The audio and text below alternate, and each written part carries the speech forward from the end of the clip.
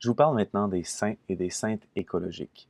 À travers mes recherches, j'en ai trouvé plus d'une centaine et je m'en inspire. Et c'est mon souhait, en vous en décrivant quelques-uns, que, que leur vie de foi les a amenés à une relation très proche de la nature, et bien que ça puisse nous inspirer, nous aussi. Alors, commençons par Kevin d'Irlande, qui lui a vécu une grande fraternité avec les créatures. Il était ami avec les loutres, avec les ours. Son monastère est l'une des seules forêts protégées en Irlande. C'est un monastère abandonné aujourd'hui, mais on a conservé à Glendalough, on a conservé le boisé autour. Et lorsqu'on pense à l'Irlande, on pense principalement aux vallons avec les pâturages, puis pas tant d'arbres que ça finalement. Ben, à Glendalough, on peut retrouver un beau boisé. Il y a cette belle histoire de Kevin qui est en train de prier au milieu d'un lac. Glendalough, d'ailleurs, ça veut dire deux lacs. Et puis, bon, il est en train de prier au milieu du lac, et puis les loutres s'inquiétaient pour lui parce qu'il priait là tellement longtemps que les loutres pensaient qu'il devait avoir faim. Donc, ils allaient chercher du poisson, puis ils en gardaient des morceaux, puis ils lui offraient à manger. Il était rempli d'une si grande paix que les agriculteurs, lorsqu'ils voyaient qu'une vache pouvait être stressée, amenaient la vache auprès de Kevin pour quelques jours. Kevin parlait à la vache et la vache l'accompagnait dans différentes choses, et puis ensuite elle pouvait retourner auprès de son propriétaire en produisant une grande quantité de lait. Et l'histoire, finalement, qui est peut-être la plus curieuse, mais aussi la plus révélatrice du genre d'homme qu'il était, c'en était une où il était en train de prier comme ça, les mains ouvertes un peu. C'était, dit-on, au début du carême. Il priait comme ça, puis il y a un oiseau, un merle, si je me rappelle bien, qui est venu construire son nid dans ses mains et a pondu ses œufs. Et la mère se déposait de temps en temps dans le nid, puis repartait. Puis Glendalough, de Saint-Kevin, a pris soin de ce nid-là, puis de ces œufs-là, pendant toute la période du carême.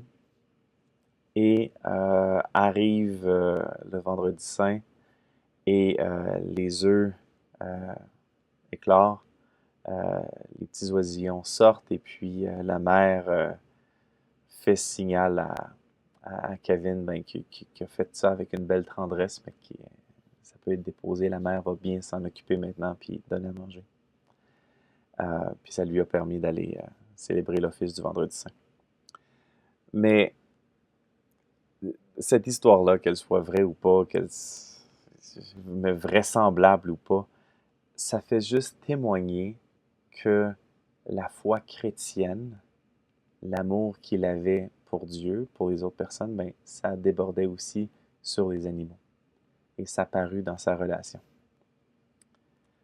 J'avance dans le temps. Sainte Hildegarde de Bingen, une femme de talent extraordinaire.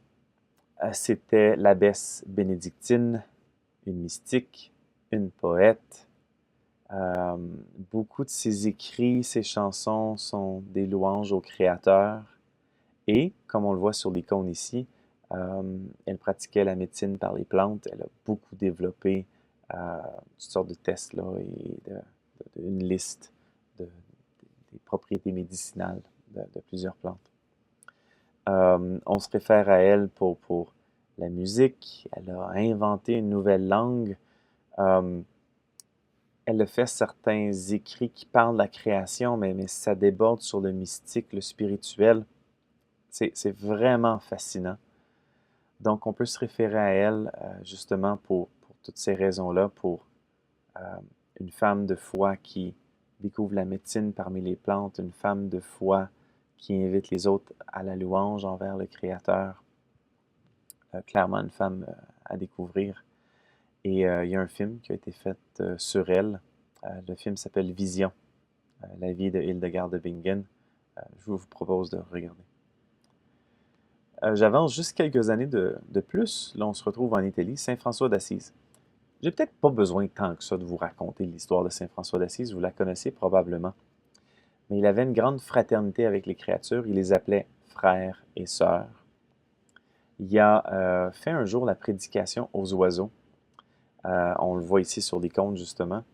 En fait, le récit raconte qu'il marchait, arrive à un grand arbre, il y a des oiseaux de plein d'espèces, puis il leur dit, « Vous êtes si chanceux, vous ouvrez vos ailes et vous sentez l'air en dessous, vous pouvez planer et voir le monde d'une manière différente. Vous n'avez pas besoin de semer ni de récolter, le Père vous donne tout ce dont vous avez besoin. Alors chantez, chantez les louanges au Seigneur. » Et il a béni d'un signe de croix les oiseaux, et puis ils sont partis dans toutes les directions en chantant des louanges à Dieu. Il y a aussi l'histoire du loup de Gubbio, Gubbio qui est une ville en Italie. François passait par là, et puis les villageois étaient apeurés parce qu'il y avait un loup qui terrorisait le village, qui mangeait les poules et puis qui avait même blessé des gens. Donc François a pris sur lui de ramener la paix dans le village. Qu'est-ce qu'il a fait? Il a rencontré le loup, il s'est arrêté et a regardé ses besoins, a vu que son pelage n'était pas beau et s'est rendu compte qu'il s'était fait expulser de sa meute et que là, il cherchait à survivre. Donc, François lui a parlé fermement, calmement, et fermement pour lui dire de ne plus blesser personne, calmement pour l'inviter à faire partie du village, que les gens pouvaient l'adopter. Et il a regardé les gens de Gubbio à dire, voulez-vous que frère loup puisse rester avec vous, vous allez en prendre soin. Et le récit termine là, avec les deux pattes là, qui serrent la patte. Encore aujourd'hui, le logo de la ville de Gubbio, c'est le loup, en mémoire de ce qui s'est passé il y a 800 ans. François d'Assise a écrit le Cantique des créatures, qui est une splendide prière où on entend constamment « Loué sois-tu, mon Seigneur, pour frère feu. Loué sois-tu, mon Seigneur, pour sœur eau. Loué sois-tu, mon Seigneur, pour frère soleil. » Bon, et ça énumère plein de créatures autour. Une invitation à la fraternité universelle. Ah, voici l'image du récit de bénédiction des oiseaux. Et je vais terminer avec Kateri Tekakwitha, qui était une Mohawk qui avait grandi dans ce qui est aujourd'hui l'État de New York. Elle a rencontré les robes noires, les jésuites, qui venaient avec l'intention de partager la bonne nouvelle en Amérique du Nord. Et puis, elle s'est fait rejeter de son village. Elle était malade. Et elle a fait tout le chemin pour pouvoir se rendre jusqu'à Kahnawake, qui est au sud de Montréal. Et puis, elle a vécu là, avec les robes noires. Elle aimait beaucoup la liturgie, elle aimait particulièrement juste entendre parler de Jésus. On dit qu'elle faisait des brélages de croix. Sa spiritualité autochtone a notamment teinté sa spiritualité chrétienne, c'est clair. On raconte dans sa biographie que sa prière débutait dans la chapelle.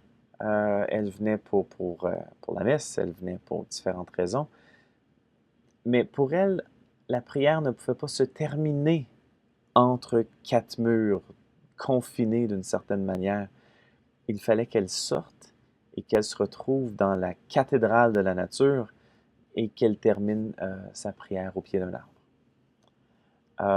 Donc, on a là l'importance d'une vision du Créateur, de la création, là, qui est l'image du Créateur, qui est être comme une fenêtre, une porte ouverte pour pouvoir aller à la rencontre du Créateur. C'est là un beau témoignage. J'avais mis sur une ligne du temps euh, les saints et saintes que j'avais trouvés. Et puis, on voit que finalement, on a les 300 dernières années où on n'en retrouve pas, où ce que l'Église n'a pas canonisé d'hommes ou de femmes qui avaient une relation proche de la nature. Ça ne faisait pas partie de la définition à cette époque-là. Euh, mais qu'on voit qu'avant ça, là, il y a un grand nombre de saints et de saintes qui ont vécu proche de la nature. Donc, leur foi les amenait à avoir une relation différente avec la nature et on retient ça de leur part. J'espère que ça pourra vous inspirer. Alors, comment les saints et les saintes en relation avec la nature inspirent votre propre vie?